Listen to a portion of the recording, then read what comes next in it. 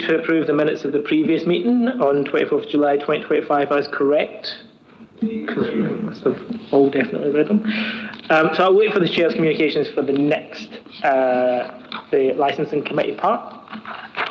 And the Frankie Democratic Services Officer will now undertake the call over and ask the members indicate those items which they wish reserved for discussion by calling them as appropriate. Thank you. That's quite a short call over, only one item. Item 7, licence fees 2026 to 27. Called. Perfect. I can confirm that licensing fees will be discussed. So there's no public involvement for this meeting, and I note there is no member involvement for this meeting. So I'd like to introduce Alex Evans to introduce the report for us. Thank you. Chair, members of the committee, thank you. I'm presenting the annual licence fee report for your consideration today. This report sets out the proposed fees and charges for 2026/27 for activities regulated under the Non-Licensing Act of 2003 functions, including street trading, sex establishments, skin piercing, animal-related activities and taxi licensing. The key principles behind these proposals are fees must be set in accordance with relative legislation and case law, ensuring they are proportionate and directly related to the cost of providing the service. The proposed fees reflect inflationary pressures, particularly staffing costs, and aim to fully recover the cost of administrating these licences. The review has been undertaken in line with the Council corporate fees and charges policy and monitored through the targeted budgeting monitoring process. It's important to note that these fees are not intended to generate surplus income. They are calculated to cover the cost of the service delivery only as required by law. The report has been reviewed and signed off by finance and legal colleagues, and the appendices provide a detailed breakdown of the proposed fees for each category. If I could just bring your attention firstly to the taxi licence fees, and I'll ask Frankie to share this with you on the screen. Unfortunately, the one that was circulated, the columns have gone a bit skew-whiff. So under the knowledge test fee, there's 2 columns, and I don't think the third column's come up correctly, so it should be increased from £50 to £67. And also the vehicle transfer private hire fee has been increased from £200 to £210. Thank you, Chair. Any questions on the report? Councillor Shanks. There you go. Thank you. So what consultation was undertaken, for example, with the taxi drivers who apparently aren't very happy? I'm also not sure, for example, I'm not familiar with these, so it's quite interesting, but for body piercing, for example, there's a license. Is that a qualification? You have to have a qualification for that, I presume, but that's a question. And why are we not increasing, for example, gambling? Why are some increased, and is that to do with national stuff or? Okay. As I'll take the gambling one, because that was the first question that I asked. Why can't we just go wild on that? We're at the top level that we can, so we can't go any further on it. So we're at literally the most expensive that we can in the city, in the country. So it's it's maxed out on that. In terms of body piercing and tattooing, kind of not the point of what you asked, but there's been a lot of work about us trying to create a better licence for those as well that's a bit safer. I don't know if you've seen any of the discussion kind of online in the news about sexual assaults that's happened when people have been tattooed and pierced, just because there's a kind of lack of duty of care, that it's mostly focused on keeping people safe physically and not kind of safe within. So there's been a lot of work on trying to create a new kind of licensing system there that was not forcing people, because we can't under the current laws, but trying to make a more of a DBS check, so that if it's assumed that you should have one. So I know the point of what you asked, Councillor Shanks, but I just wanted to mention it because it's something we've been working on. And Alex can answer the taxi part. Thank you. Yeah, thank Councillor Shanks. Yeah, the taxi trade, usually they're notified during the taxi forums that are held during the year. Unfortunately, that didn't happen this year, but they were consulted with and they were emailed out, although it was late notice, and you probably did see that email, and I spoke to the trade rep about that separately, so they were consulted with, but at a later stage than we normally like to do. So our apologies for that, but that they have been consulted with. Did you mean with the body piercing? There is I can't just say I have a body piercer, or can I? I don't want to be a body piercer, but yeah. So there might be some people who don't mind piercing, but you know, is it regulated in that sense? Sorry. Hello there. So yes, there's a registration for premises for body piercing and tattooing and skin piercing activities, including acupuncture. And for people, this is national legislation. It's very, very old, and all they have to do is register with us. They don't have to have any formal qualifications, unfortunately, but we do have to do checks with our bylaws for it's basically health and safety checks.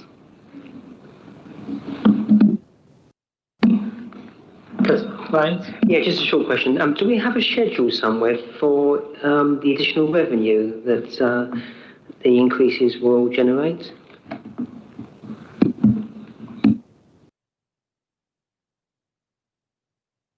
Do you mean like a total?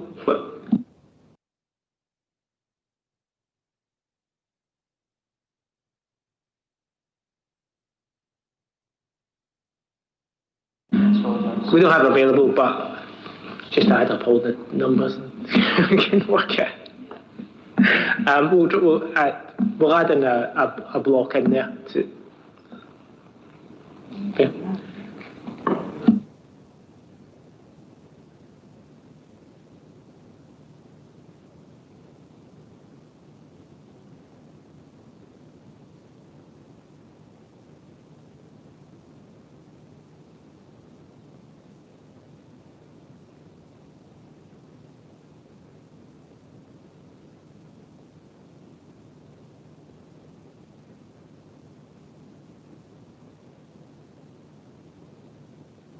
Yeah. Did you get that, Chris?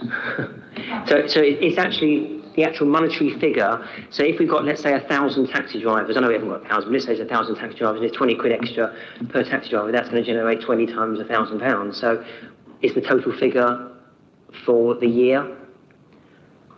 And we also need really the additional expenditure. Is actually going to be a net surplus, or are we looking at creating additional revenue here, or is it trying to reduce the costs?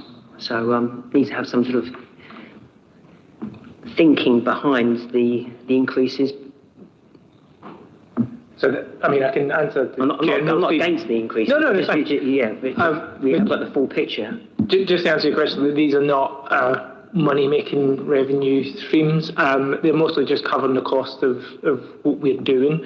And to be honest, for a lot of it, not covering the costs. So we're covering costs in certain areas. So there's one, the scrap metal fee that's been the same for years and years and years, that we've not moved.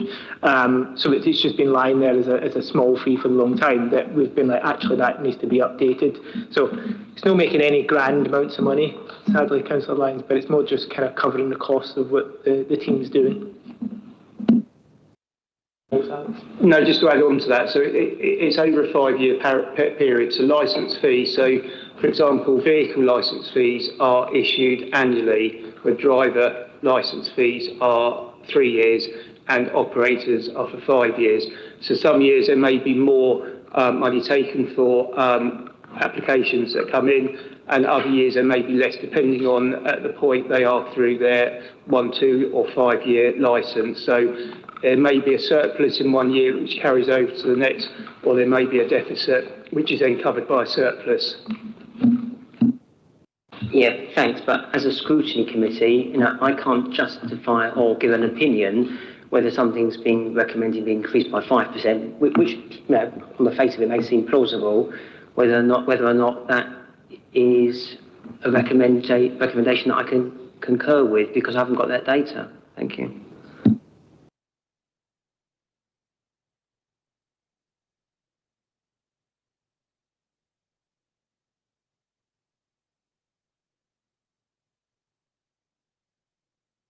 Yeah, so it's just based on inflation, staffing costs. The other, like, I understand your point, pencil lines, but it's not something that we've ever done before. I've had that number in, and we've signed off additional increases in previous ones in this committee, based off the percentage and being closer there around to what a commercial inflation rate would be.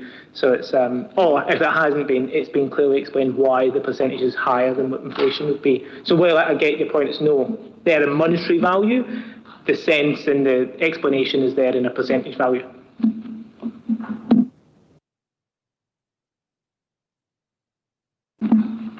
Any more questions? Councillor Sheard. Thank you, Chair. A couple of things. I seem to remember us going through and having the debate about the about us being at the cap on the gambling fees last year, so I won't dwell on it. So I won't go over it too much. But if there is, so as we were at the cap of the Gambling Act, does that mean that the other areas licensing, such as the SEVs and the street trading, is there a national cap from government on them, or can we keep on setting them in line with costs? And also, if we are at the cap on the gambling funds, does that mean that we are technically running a deficit of the gambling fees if we can't stick them any further, but inflationary pressures continue to exist?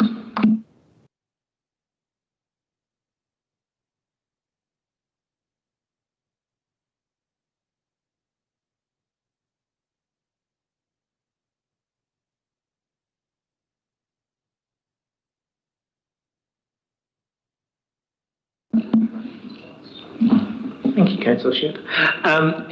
In terms of the sexual entertainment licences, we only have 3 of them in the city, so they're not exactly massive money generators. So new applications don't really happen. It's mostly been transfers, which is why we had the conversation about putting transfers in rather than new applications for licences. So that, I get your point. Could they be higher?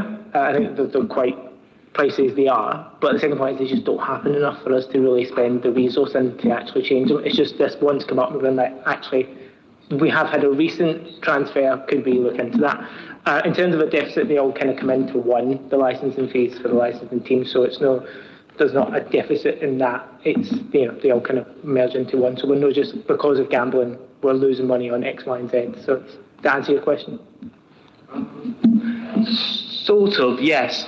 My point is, if we're at this cap on the gambling licences, obviously the inflationary pressures that apply to the SEV licences, street trading licence, taxi licence will exist on the gambling licences as well.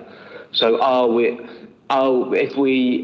and obviously we're not allowed to apply, we have to run the rest of the licences at cost, so we can't put up SEVs to make up a deficit somewhere else. So does that mean when we're processing and enforcing Gambling Act licences, are we working at a deficit for the overall budget on them?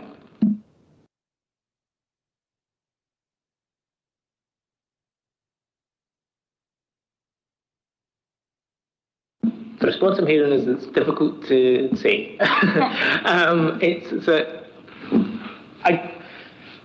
I get your point. I don't think there's much that we can do on that, just due to national policy and national licensing. So it's but keep kind of pressuring for maybe more. But it's but we're not in any kind of great concern about that specific point.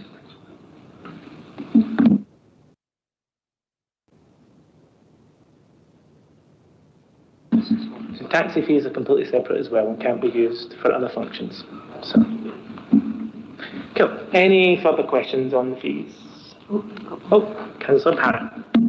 Can I ask with taxi fees how we compare Brighton and Hove to, say, Lewes or Crawley? Because I'm aware that a lot of taxi drivers now are getting their licences in Lewes and Crawley, particularly Uber drivers. and that, you know, that the implications for us as a city are that we are struggling with the numbers of disabled taxis, for example. They also have less stringent licence rules in terms of what they need to know and how they, you know, so, for example, I got a taxi the other day. He was licensed out of Lewes, I happened to notice on my app. And I asked him why, and he said, oh, because I don't need to know the area. And he dropped me off in completely the wrong place. And I then had to run from my meeting because I was late and lost, which wasn't great. So, you know, that's fine. I managed. Well, you know, but that's the point. So I'm just curious about how we level with Lewes and Crawley, particularly given, you know, I am very concerned about the proportion of disabled taxis and the impact that is beginning to have on the disabled community.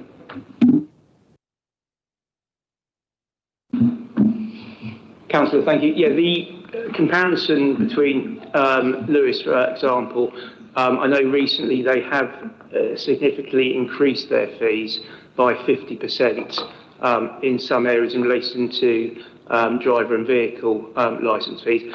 And also Chichester have, and they're now two main out-of-town areas that come into the city. I don't know if that's had an impact at the moment because it's only recently, so it's probably going to take a few years for that to sort of come in. So we'll see if that sort of distracts people from being licensed out of town and coming to Brighton and Hove. But yes, you're quite right. Every area has their own conditions, and we're really proud of the licensing conditions we have here in Brighton and Hove. And we work with those other authorities to bring them hopefully in line with us more. And there is other work that's ongoing at the moment in relation to that. I think it's worth saying as well that for lack of a better term, our licences are better, and they're a bit stricter in the knowledge, the tests that we do. I've actually heard from somebody in the exact same position that said, I was like, why don't you have a Brighton and Hove licence? And he said, well, I'm going to use Lewes, but I don't think it was a Lewes. He was like, well, the Lewes test's easier, which was quite scary because I was in the back of his taxi. But so also, a lot of these councils don't even have licensing departments really, or hire that many people to look after them in terms of pure taxis. So while we are a wee bit more expensive and we do have a higher expectation on our licences, the other thing, in terms of disabled, we actually, I think it's like 2 or 3 times more than even our closest council in terms of WAV, am I saying that right, WAV taxis? There was a proposal to to limit that a bit purely because we had so many that more than what we needed for the city, and that we were, you know, so good in that specific part of having. So I would disagree in terms of the amount of disabled taxis. So what I would say, the feedback from the disabled community, particularly wheelchair users, is that they are struggling sometimes to get taxis and to find appropriate taxis. And I know that the mayor has found that as well and has raised it as a specific concern. So we do. We've spoken about this before, but I think we need to bring that up at the taxi forum specifically as well, because we have the number of vehicles. So why are people still feeling that lack of? Any further questions? Cool, perfect. So does the committee agree the recommendations?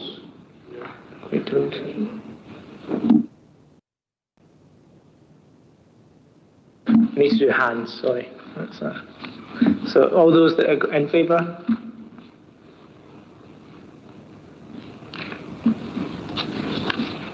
And then all those against? All those abstaining? Thank you. Perfect. And then items, do any members wish to refer any of the items on the agenda to the next full council meeting? I think this automatically gets referred to council. Is this one? Okay, cool, perfect. I presume this comes at budget council anyway in terms of fees and charges, isn't it? So yeah, that's what you said, yeah. Perfect. So I will now move on to the Licensing Act Committee. So we'll just go through the procedural business again. Any members in attendance as substitutes? Councillor Shanks. For Councillor Pickett. Thompson. Councillor Shormack. Okay, sure. Thank you very much. And any members wish to declare any interest in relation to any of the matters included on the agenda? No. And we have no part 2 items today, so the press and public won't be excluded. And does the committee agree to approve the minutes of the previous? They're going to have to go to the next one. Yes. So they aren't there to be approved. Okay, you don't need to approve that. Cool. So Chair's communications. I didn't write anything last time, and it was a bit of a disaster, so I chose not to write anything again. But I just wanted to say that this process for the changes to the licensing act strategy, or whatever we want to call it, it's pretty much been about 2.5 years in the making. My first thing here was as nighttime economy lead, and basically spent a year just going to bars and talking to people, and I will finish the sentence there. And but it was very interesting to get an understanding of what people, and especially businesses and people that went out on nights out, really felt about the nightlife in the city. And there was a real concern that licensing was a bit too strict, a bit too overbearing. I would disagree in some points, but that was the feeling. And so I wanted to kind of go in with a kind of new approach to what this licensing strategy would be, and the matrix would be, and the things that we were bringing in forward. And so this proposal that went to consultation is probably the biggest change to licensing in the city since the Licensing Act, I guess, in 2003. And the kind of 3 pillars of it are trying to focus on 3 areas that I think came up the most when we spoke to everybody. The kind of first part is that people don't feel safe. I fundamentally believe we are a safe city, and the stats say that we are a safe city, but there is obviously this feeling where a lot of different things that people don't feel safe on nights out. And so I wanted that to be the focus of all these panels that we do and we spend all this time doing. Because right now they're not, they're very much focused on, is it right to have a pub here, or there's all these different things, and we don't really get into the nitty-gritty of, is this a safe venue and a safe supplier?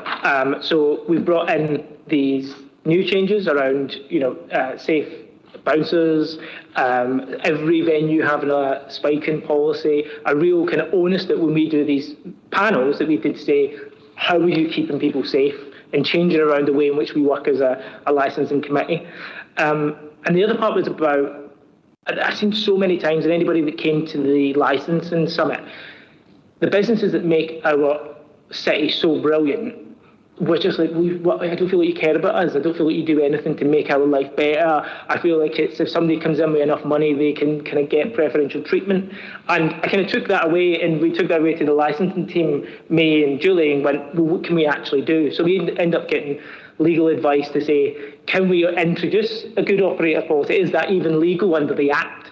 And thankfully we got good advice to say it was. And so we've introduced this, and if you look through the kind of breakdown of this, it's 5 years, which seems like a lot, and people have, the consultations came back to say, I wish it was shorter. I would say it's good, 5 years is a good investment in our city, that for us to sort of say, actually you get a wee bit more preferential treatment, that's a really nice amount of time to say you've given back to our city, and also most of the people within the city that make our nightlife and our city so brilliant have been here for a long period of time.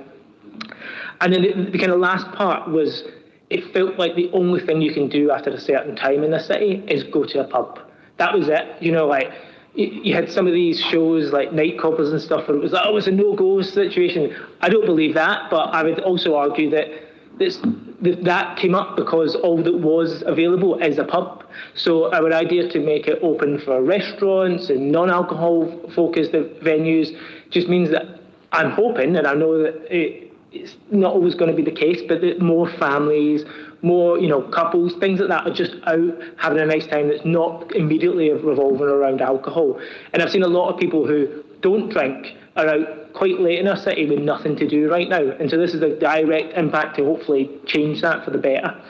And I also wanted to thank everybody that took part in the consultation, whether the pre-consultation, the written one, the people I spoke to. I went for a few meetings with individual businesses. We also did the Music Venues Alliance, which was really helpful. I got some really good feedback on the way that they felt. And one of the big things that came back was around this idea of what a good operator policy was. A lot of people were worried that it was just me and Julie and the licensing team basically saying, we like you, you get preferential treatment out your own. But so it was quite nice to know that there's a clear, you have to have done this without a review. And some really good feedback of just the kind of challenges that they're facing as well. I mean, also I want to kind of thank the police. The Sussex Police were incredibly helpful at every stage. I kind of went in with a priority of, I'd heard all these things about businesses, let's get a later at night time. And one of the best bit of feedback I got from the police was that their night marshals, I think they're called. Night marshals are only until 2 a.m. So if we go past that, we're actually losing a bit of support, which is why we're in this 1 a.m. nice kind of trial period. We can see how that goes. And there were obviously concerns of what would happen if we were later people, but they were really helpful partners in this and going back and forth on what we could do and some of the reasons with it. So I genuinely thanks to everybody that's helped and supported for this policy. It's took a long time in the making. And so, yeah, I just want to leave it there. I know you have many questions, but I just want to say this, to me, addresses the kind of fundamental issues that we've got within the city around businesses feeling neglected, but people also not feeling safe and needing a genuine update to safety within this city that right now is quite an old act. So I will leave it there and move over to the call over. Thanks, Chair. One thing I wanted to just add to what you've been saying, really, and again, thanks to officers as well. We've spent many hours sorting this out. I think one thing that we discussed right at the start when you decided this is what you wanted to do was the fact that we had to have a licensing policy that reflected the changes that have happened over the last probably 10 years about what people do when they go out. I mean, it's not just going down the pub anymore or going to a club. There are lots of different, very subtle, different sort of venues. I mean, like one of the ones we did at a panel was a place at the bottom of Trafalgar Street called Cut Your Wolf Loose, and it's a very small place, and they sell just whiskey, and they sell very, very expensive whiskies, and lots of different ones. And it's just, you wouldn't go in there and say, oh, I'll have a double of that and a double of that, because you'd have to be very rich to do it. But I actually went there after we'd granted the licence, and it was a really nice laid back sort of place. And also you've got lots of these, microbrewery places like on Bard and so on. And so this the change in the way what people do when they go out, and also the thing like not so many people go to clubs anymore. So we really wanted to reflect that in what we were doing, and I think we've done that with this proposal, and also the whole thing about the safety first thing. Having heard some horrendous stories about the way, particularly young women are treated. If the door people think they've had a few too many. So yeah, I just like to say that, just to lay a bit of background to where we were coming from on this. So thank you, and thank you for doing this for us. Thank you, Councillor Victor. I will now pass over to the Independent Services Officer, who will undertake a call over. Thank you. Again, it's just the one item. Item 7, review of Statement of Licensing Policy 2026. Called. Thank you. Perfect. So I know there's no public involvement for this meeting and no member involvement for this meeting either. So I'll invite Alex to introduce the report. Chair, members of the committee, thank you. So today I'm presenting the revised Statement of Licensing Policy for your consideration. This review is part of our statutory duty under the Licensing Act 2003 to update the policy every 5 years, ensuring it reflects current legislation, best practice and the needs of our city. The revised policy introduces several key changes.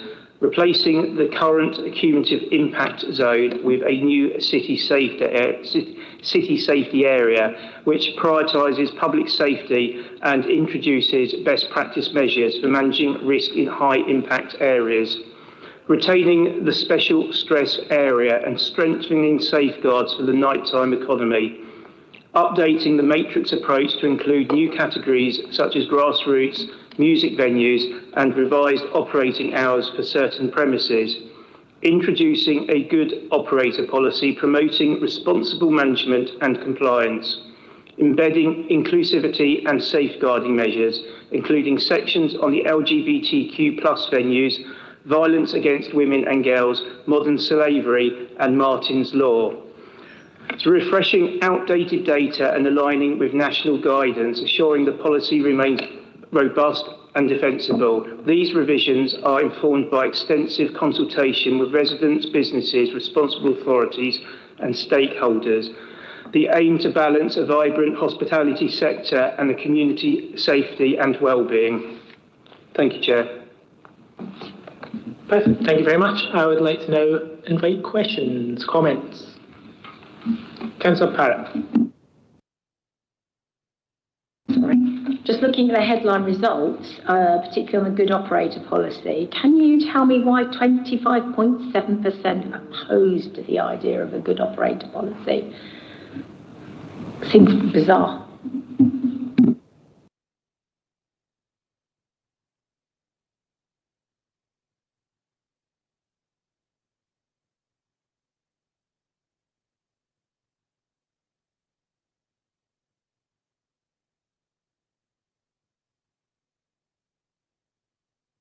Well, I think one of the ones that did come out was people wanted it themselves without being here for 5 years. So that was something that came out. I think there's a concern for some people that if we do loosen up any licensing laws, that it's going to be a direct impact in terms of antisocial behaviour and things like this. So if the good operator policy, I think there was just a general kind of concern from those 25%. I would argue the opposite, and I think the results have shown that people are kind of supportive of safe, good operators in this city being given some preferential treatment when it comes to licensing. Councillor Sykes. Hello, yeah, I've got a couple of questions and maybe come back to comments. I just wondered if anything has changed since we discussed this draft SORP in July, so various comments from the committee then. And can you say something about including the category of grassroots venues? I don't entirely get that. I thought under 500 capacity, it wasn't a licensable issue anyway. And then lastly, has anything changed in terms of the content and detail of the 4 licensing objectives at all? Okay, I can answer the objectives one. So that's easy. No, there hasn't. But there is a consultation going on nationally about changes to licensing, which I think looking at potentially changing or adding on to the objectives, but that's nothing that we can do locally. So we'll see what comes of that. So right now, still the same 4 that we've had for the last 23 years. In terms of the category of grassroots music venues, so it was more. So the feedback that we got from the solicitors and the legal advice, especially around changes to the CSA and CIZ, moving to a CSA, was that if we have more different categories, then that's more kind of safer and it's an easier way for a presumption of refusal to be given. So, which kind of went against what we got from the summit. I was saying last time the summit was, let's have less structure and, we should be able to move freely between them, whereas we sort of did that through the operator's policy. But the advice we got was for the presumption of refusal for us to have that. And we also, when it comes to the matrix, it's sort of it's an open thing for the whole city to say this is what we want, like come with those kind of things and apply for licenses. Like we want to see more grassroots music venues. We know that music specifically in the city has suffered because of the cost of living and cost of everything across the city. So it's That was more of that's why that's there. And also it's very easy for us to say a member of the Grassroots Music Venues Alliance, like that's an easy way for us to say that you're not just using that to get a preferential treatment, you're not just a pub that sometimes has music, you're actually a provider of grassroots music in that way. And in terms of changes, there hasn't been any material changes just because of the response to the consultation was fairly positive. I'd say even some of the things that I thought would be a wee bit more controversial have been given over 50% support or there or thereabouts. So I didn't feel the need for us to make any grand changes because people seem to be in support of what we were aiming to do.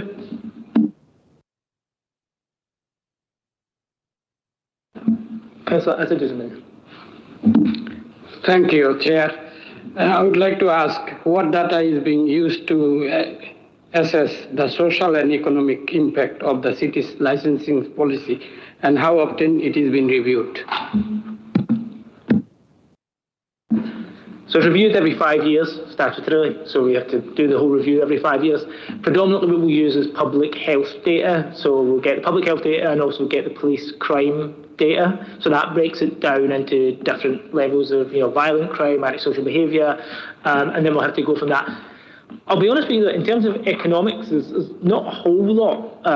It's mostly on kind of antisocial behaviour safety data, and I think you raise a good point, but there is a good argument for us bringing that data in as well, so that we can see what kind of impact any of our policies would have in terms of economics and businesses and throughout the. But to be very honest with you, it's not. It's mostly focused on the safety aspect right now. But I think it's a very good point, and we should be talking about that, I think, more when it comes to this licensing changes. Councillor Goddard. Chair, I'm very new to licensing and absolutely delighted to substitute for a fellow councillor today, because I think you deserve big congratulations and the team for this strategy. I think it's respectful to the hospitality sector. I think it's respectful to residents, but above all else, I think your three pillars of safety being paramount is absolutely spot on. I think introducing a culture of good operators. Councillor Parrott looked surprised, and I was too, why 25% wouldn't want to be a good operator, but clearly 75% do. So that's reassuring. And I think also your points about trying to encourage a variety of venues, because as Councillor Cattell said, our hospitality patterns have changed, I think is absolutely spot on. So I want to congratulate you on that. But also, what next? In terms of, we're a modern city. We also need and respect that hospitality, tourism, visitors are absolutely fundamental to our future. Have you got any early thoughts about maybe what you'd like to do next, or your successor, in terms of this licensing strategy, a new licensing strategy for the future? Thank you, Councillor Goddard. As for not wanting to put the fear of God into the licensing team with what I would like to do, I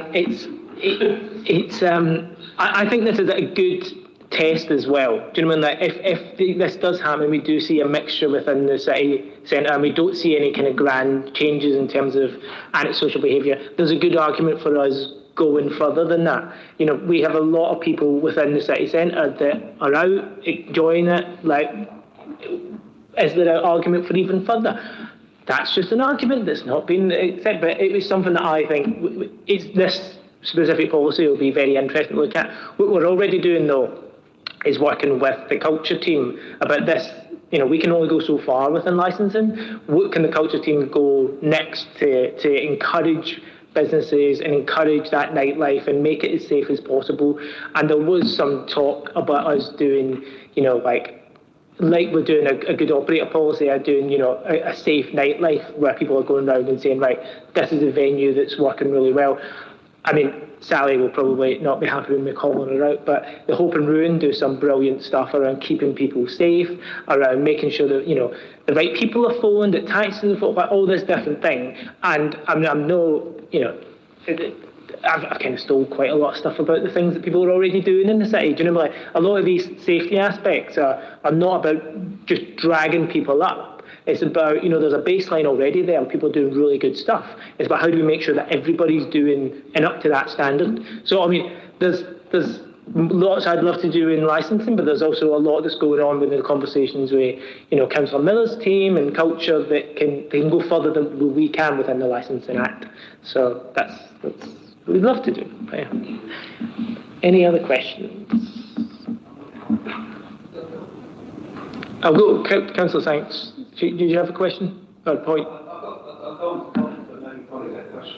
You put your hand up first, Councillor Shanks, so I thought you could.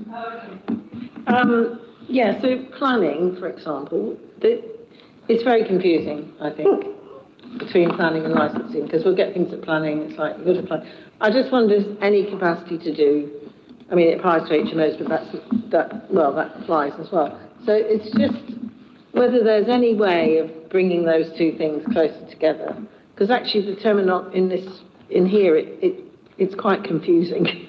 Like, it won't duplicate. We just had a recent one where they were breaking their license, but they were also breaking their planning application, and it should have picked up earlier. And I think, I don't know, I just wonder if there's any more ability to actually have some sort of joint thing where you have a bit of planning and a bit of licensing in the same meeting or one after another, so that people don't have to, or they do it properly. That was one of my questions. The other one was about training for people. Some of these things have said there's going to be training, just like who's going to apply that and do it, because it's a bit specialised, particularly around the LGBTQ community maybe. And is public health, it's not officially a licensing objective? I mean, their comments on it seem to be just, this is what, it wasn't really about the health. I mean, public health is, obviously alcohol is not a good thing for public health. So do they not have a view, or is there not a view that actually by encouraging licenses, then that is an issue, not just about antisocial behaviour, but about health? And why isn't that more important? In terms of planning and licensing, thank you for doing me out of the job, Councillor Shanks. We do have a bit of overlap. I would argue not, because I don't know a lot about planning, but planning discussions do come up quite a lot, especially because of Councillor Cattell's background in planning. I hear about it a lot. But it does come up quite often. I think they're very separate, because I get very confused with a lot of planning stuff. So, and I get the licensing a lot more than I do planning. But there is some overlap, and I think the thing that I would kind of take away from it is that we need to make it an easier process, especially from licensing, for people to apply. There's quite a lot of confusion around it about just, I'm imagining you've been in planning at one point or another, Councillor Shanks, in your time as councillor. A lot of people don't understand that we can only look at those 4 objectives and we can't go outside of that. And so there's a lot of, well, what about this? And I did this and this person said this. It really just doesn't, we can't take into account when we're making a decision on the licensing. So it'd be lovely if that was an easier process, but I probably think it'd be even more confusing if we linked it in with planning, but that's, I'm sure Councillor Cattell would tell me I'm talking nonsense. In terms of the public health, so we use the data, so they don't so much get a say in what we prioritise and what we don't prioritise. We just use their data to make a decision on it. I'm sure that a lot of people will say that alcohol is not safe in any capacity, and the evidence is there, but it's a part. We can only minimise the risks, and I personally, again, not as a licensing team, but me personally, I feel like people should be able to make a choice on what they want to do. And a lot more people are making choices not to drink alcohol as well. So we want to make sure that there's options there for them. I think this policy change gives them that. But I also don't want to be somebody's dad to say, no, you're not allowed and stop doing that.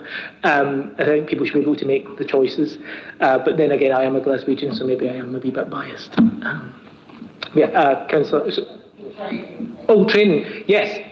So a lot of it's just about, I guess, policies. There's some really good, and just having a policy, especially when it comes to spiking, there's a lot of good organisations out there that I can't name because it looks like I'm pushing them out now, that give these trainings, especially around LGBTQ awareness. One of the big things that we wanted to make very clear was that so some organisations do really well, like Revenge, for example, does their security staff are very obviously well aware because people are going in, but you still get the odd person because there's not set security staff that people train, that hire, that won't know the difference between certain gender ideologies or certain amount of times that I've been to places where my friends are like, oh, you don't look gay, therefore you're not allowed in.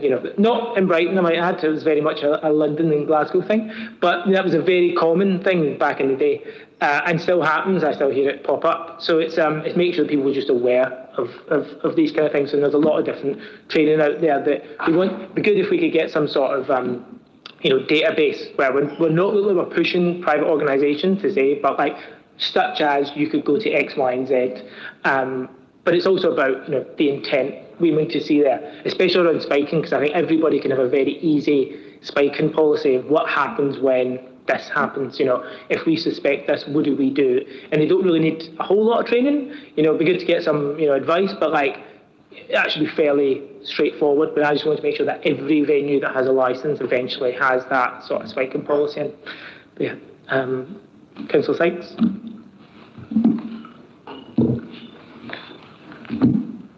Okay, yeah, great. Thank you very much. Yeah, just a few comments then. I heard the sort of the policy passion in your introductory remarks, and I thought that was great. You've obviously you put a lot of time and effort and thought into this yourself as chair and also the vice chair.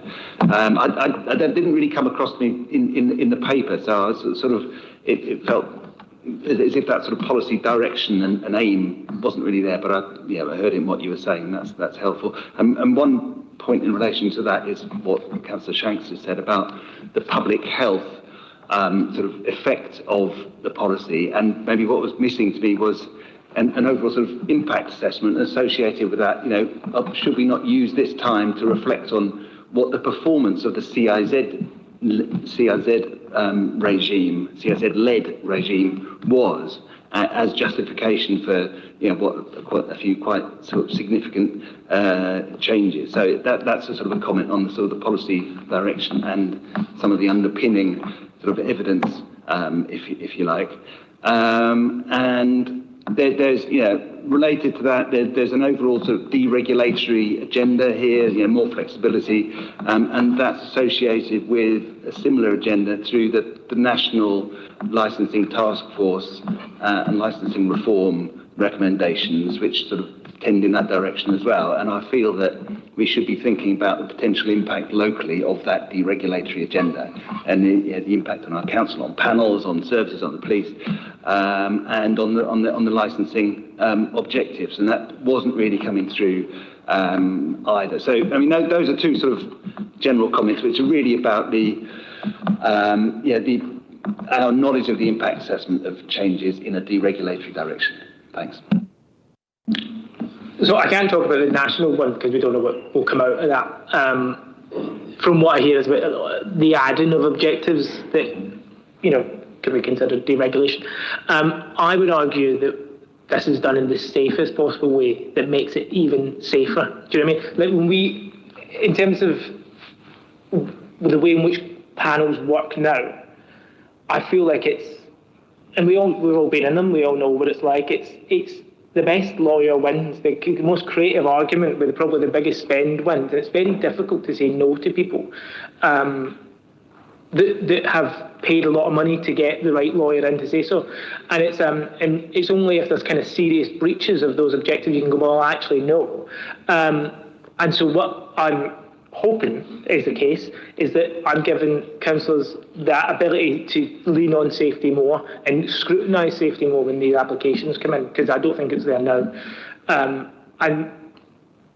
when it comes to the good operators policy, there is much more flexibility there, but it's on the basis that you have proved yourself. Do you know what I mean? Like, there was some talk about us doing a year, 2 years, and I was like, no, actually, let's go for the 5. You know, we have 5 years without a review, without any kind of serious infringement. Like, that to me is like, you're a good operator in their city. Like, why should you not get the trust that comes with that? And look, if they come and we do it and it doesn't work and they're under review, well, then we can look at changing the licence. You know, there's enough flexibility for us as well to bring reviews forward. And I'm sure the police will be a great partner then in bringing it forward.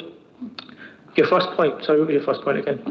I think it was a reflection on sort of the performance of the CIZ regime. But I mean, on you know, thinking about it, I think a lot of the elements of that are retained here. There's stuff like the presumption of refusal, which isn't retained. I mean, I think crucially, a lot of the matrix and the details of the matrix sort of are retained with a couple of sort of additional categories. So I suppose we're sort of seeing a change, a terminology change, a title change, but maybe in terms of substance, in terms of how we behave on panels and stuff, is maybe not going to be that different. I don't know. No, well, I don't think it'll be that different, no. What I sort of wanted to say with this change was that we don't have a cumulative impact problem. I don't believe so anyway. We have lost so many pubs, clubs, the hospitality sector, even though I think we've still got a brilliant city and environment, we've lost so many. And I think to sit and say to people, oh, God, too many pubs and clubs and it's so... I just don't think it's true. And so I think moving it away changes the whole conversation away from there's too many to whatever comes in needs to be safe, secure, supportive, and good for our nightlife. And I think, you know, the police will disagree with me on that. You know, we've had many a debate about it, but we have lost it. One of the things, talking back to what Councillor Goddard said about what I'd love to do next, is for us to try and get ahead on what that licence looks like, because we have a lot of licences that aren't used. So right now we have the same amount of licences as we did in 2010 when the CIZ, or 2011 when the CIZ was expanded. But we clearly don't have that many pubs, clubs, bars, restaurants, all these different things. So it'd be good for us to do some sort of study into where that sits, what is being used and what's not being used. And I think in terms of the CIZ, has it been worthwhile? The crime's gone down significantly since 2009, 2010, 11 when it was expanded further. But so is the number of venues. And so correlation and causation, I think I don't seriously think that because we've got less, we have less crime. I think a multitude of other things have been the case that have reduced that. You know, I don't like to say it, but we've gentrified a lot of areas in the city just because it's so expensive. And, you know, like a lot of the kind of issues have kind of moved away from the city centre. And there's a million and one different ways in which I think you can interpret the data. My interpretation is that we've lost some really crucial aspects of the nightlife that the CIZ has been a catalyst for and made it even worse. And there's been no flexibility there outside of trying to, you know, a really nice expensive lawyer, for us to kind of keep those really essential parts of our nightlife. So I think you could argue it's been very successful in getting crime down. I would probably argue the opposite, or not argue it completely. I think there's other things that have been the case, and I think the negative impact. Or here's another way: it's been good. Now let's try something different. It's worked well in doing that. Okay, well, it's also had a negative impact, like everything else that has a consequence. Now let's try something else that retains a lot of that, but focuses on something else and gives people flexibility. So that would be my, again, not backed up by licensing colleagues. That's just my point.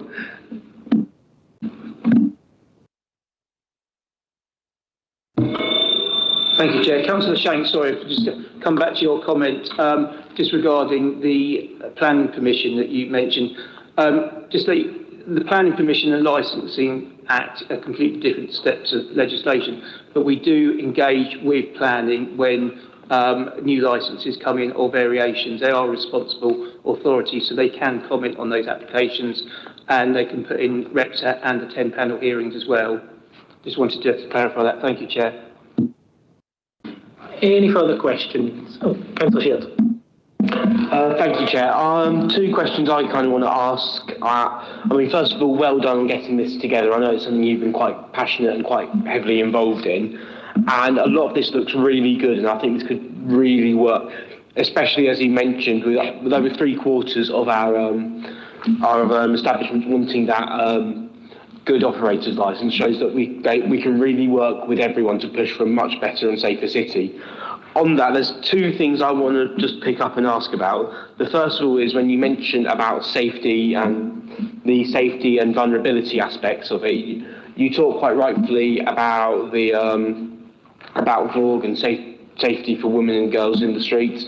And one thing I just wanted to catch up is, obviously, as a city, we're quite proud of our LGBT community, but the dark side of that means we're probably going to have an increase in homosexual sexual assaults.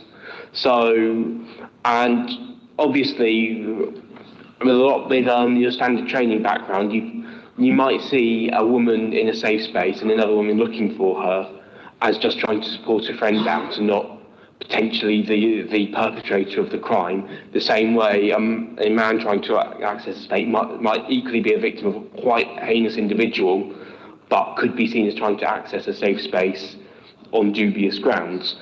Obviously, that can work both ways. I understand it's complicated, but I was wondering if you could walk us through what extra training or what extra work we would be hoping to do with a lot of those venues, especially LGBTQ venues in the city, to make sure that those protections are in place and are being respected. And also, just very quickly, you mentioned the Beach Patrol, which is an absolutely brilliant service we operate, and how we operate it throughout between 11 and 5 on the weekends. I was just wondering, are we making sure that whoever we're sending out there, they are going out there protecting people? Because I just don't want people to feel like the beach becomes this unwelcome over-policed place after 11 o'clock, because they've got these patrols constantly going up and down past people who are just trying to enjoy the beach at the calm sea at night.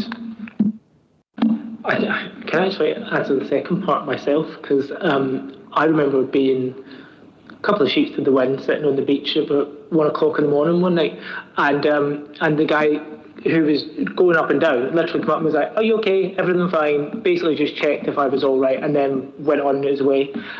So, I mean, it might not be the case for everybody, but we would hope that that's the kind of style that they're continuing to take, where check in, make sure everything's all right, they're not a danger to themselves, and then, leave them be and move on. In terms of LGBTQ plus people, I think you're very right. And my point about, this whole in altogether, or somebody's vulnerable and under the influence, that they phone the night marshals or take them home in that way, that should be the case for everybody. Do you know that's we shouldn't just be saying, oh well, if it's a vulnerable woman, then therefore they can't be trusted to go out themselves. But if anybody's in that state, they should be treated the same way. And I think when we bring in the night marshals as well, and the police were very up for this, they were very pro it. They were like, if they can just phone us, we can come in, support them, help them get a taxi home, then they can make a decision as who's actually done that, who's potentially, if it's a spiking incident or something, who's perpetrated that, so they can make sure that person's safe when they get home. But I think there's a bit of education that we need to do across the board and across the whole city about, sexual assaults. The ones that we hear about a lot are predominantly women, and it's horrific. There is also a kind of less talked about men who are sexually assaulted by other people and men, and especially in LGBT venues, that we need to be more open and honest and say that that's a concern and a worry, but also that people are allowed to talk up in that. And we've talked about it a lot, talked about it with the police a lot, about how do we make it as easy as possible for people to say, actually, I was spiked, actually this happened to me, without having to go through, if they don't want to go through the whole rigmarole of discussions with the police and things like that, and making it as easy as possible. And that's why we have these third-party support centres. I used to work at one with a Rainbow Hub, where LGBT people could go in and say, look, I was sexually assaulted, or I was attacked, or any of these things, and say, look, can you put that in for me instead, so that there's that introduction. So try and make sure that I've been arguing for as many of those as possible, for as many different groups as possible, so that if people don't feel comfortable with the police, they can go and say it. But I think it's why I like your points constantly, Councillor Shield, about because we need to be talking about it, and you know, violence against women and girls is also violence against, you know, men as well. That everybody is impacted with this, and we just need to keep making sure that that's there. Obviously, that a higher portion of people are sadly female that are the victim of these attacks, but there is also more people there. So sorry, that may have been a bit of a long-winded answer, but I do appreciate you making the point, because we need to do an education piece. Councillor Nan. Thank you, Chair. I just want to basically support the policy. The part of it that interests me most is the public health aspect of it, and I know a few people have spoken about that. I think it's really interesting that I think there's two elements to the public health aspect of this policy. There's the part that seeks to protect those who are drinking, and as we all know, people who drink make bad choices, and I think the previous policy obviously had a good impact because Brighton and Hove has a lower hospitalisation rate of people for alcohol-related reasons than other places. So maybe that's credit to that policy, and I don't think this particular policy weakens anything about that.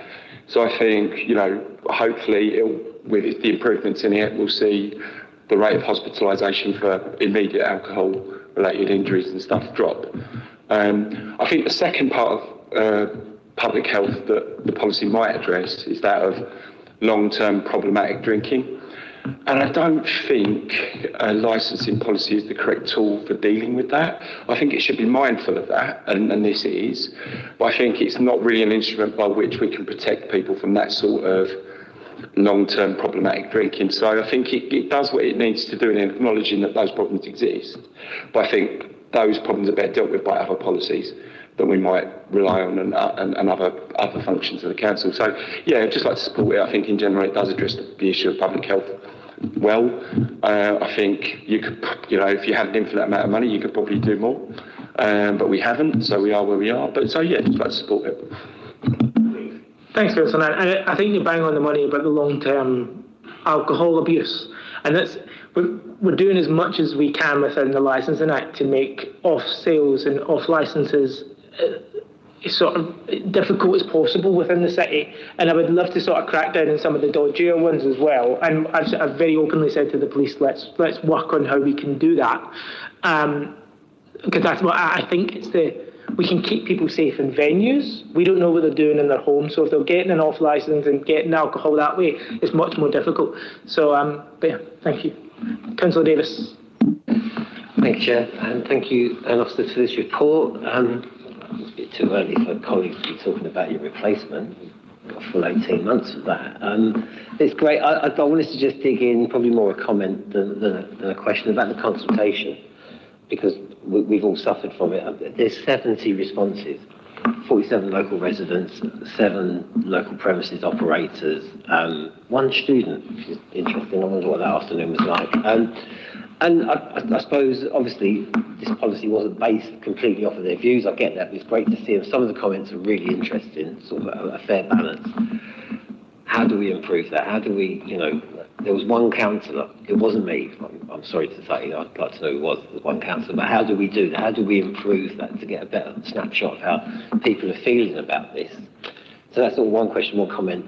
I was interested, you've mentioned sort of licensing lawyers a few times. We've all been on panels with some very slick lawyers. And what I suppose what bothers me a little bit about this is there might be a bun fight where people think they've got a better chance of opening up, you know, well, people can sell stuff. And it's about the number of panels, and I appreciate officers that are struggling already. Do we envisage more panels? How do we manage that? Because obviously there's a better chance of them getting a licence, which is a worry as well. I had a question about our Director of Public Health. I understand we've had an interim for a while, so I'd like to get an idea of the input that we've had from the DPH on the whole thing. If that's not possible now, I could take that in email. I might as well just go through these. Love to see the stuff on Martin's Law. I think that's obviously very important. It'd be great to get some examples of how we're already engaging licensed premises with that, or how we're proposing to engage licensed premises, because that's incredibly important. Probably a technical question as well. I love the Ask Angela. I know it's been around for a while. My question for the Ask Angela would be, do we ever go out and test that in bars? So I'll probably come to, I know. And just one more, digital IDs. They're a new thing, right? Didn't see that one coming, did we? I just want to know where you see the scope of this committee and licensed premises as to using those digital IDs in terms of repeat offenders and stuff like that, where you see the great value in the digital ID. We might not have thought about. But thank you. Thanks for your report. I love that you think my scope and opinion goes that far, Councillor Davis.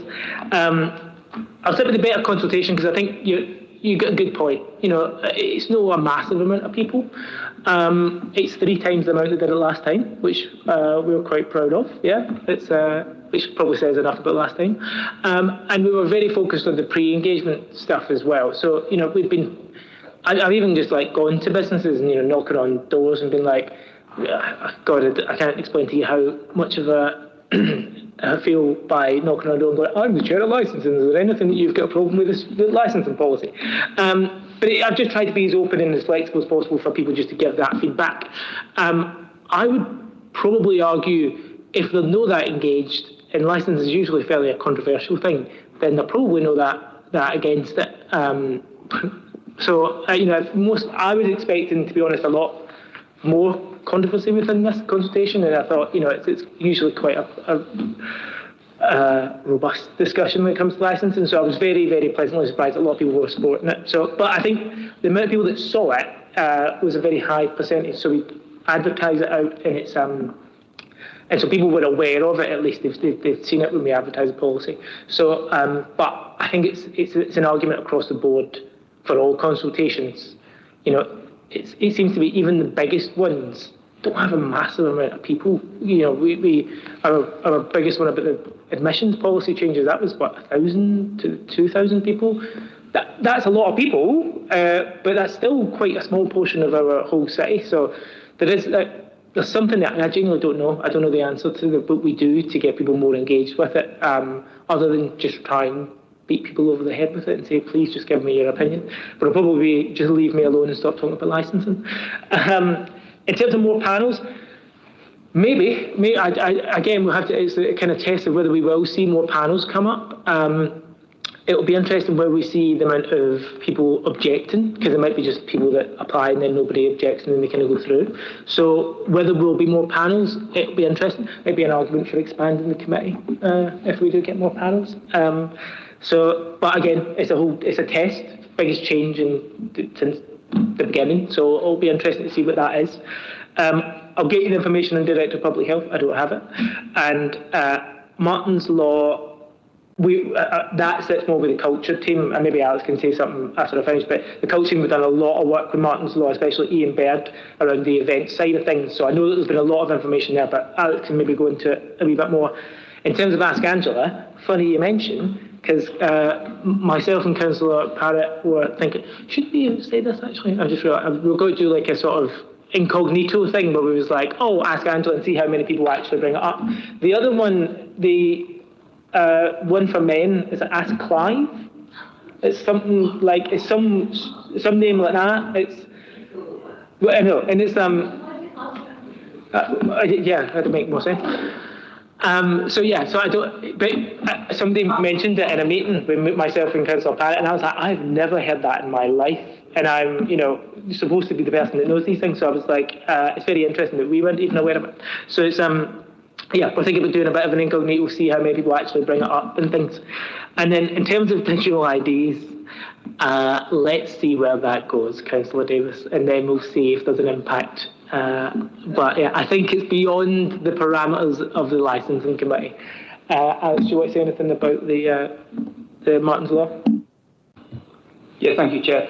Yeah, not a lot at the moment. It's going to be regulated by the SIA, and it's going to be sort of 24 months in the making of coming. So really, as more information comes in, we'll be able to sort of talk about it more and see how we can support the SIA and licensed premises. We're preparing for this when we get the information. Thank you, Chair. Councillor Fitzgerald. Thank you, Chair. As a small business ambassador, I this morning from the city's 2 licenses premises they have raised, is there council outlined enforcement or regulatory measure in place address of growth of unlicensed alternative smoke business, and what further action are being considered to ensure public safety and compliance with the licensing law? Thank you. In terms of those that don't have licenses, I think we're pretty on it, and making sure that anybody that doesn't have a license is brought to justice, is the word? I have something about like Judge Dredd. But the team is very much on anything that's not properly licensed, and I'm very confident that all of those are properly investigated and looked into. And in terms of the kind of public health side of things, I didn't think I'd lose the attention to TikTok, Councillor Atkins. But it's this. My hope is that it spurs on local investment, and that my hope is that, especially with the good operator policy, because it is for variations and new licences, that a successful business might want to do something different as well. Do you know what I mean? So if somebody's got a really successful pub, they might want to do another restaurant, or we've got some of the best in the entire country in terms of food options here in such a small area, and we have some amazing places that are pubs that have a great food. The Eagle, for example, had Namo, well, it still has Namo. They've now got their own restaurant. Do you know what I mean? If that was the one business, theoretically could have worked, like that. So I'm hoping that this spurs on a bit of kind of local investment and local entrepreneurship.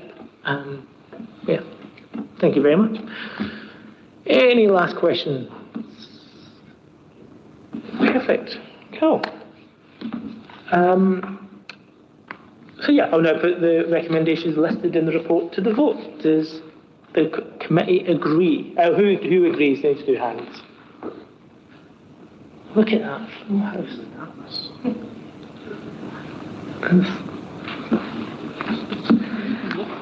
And this automatically goes to full council, doesn't it? Yeah. Yeah. So we can vote for it again. It's but yeah, and so I now call the meeting to end. Thank you very much. Cheers.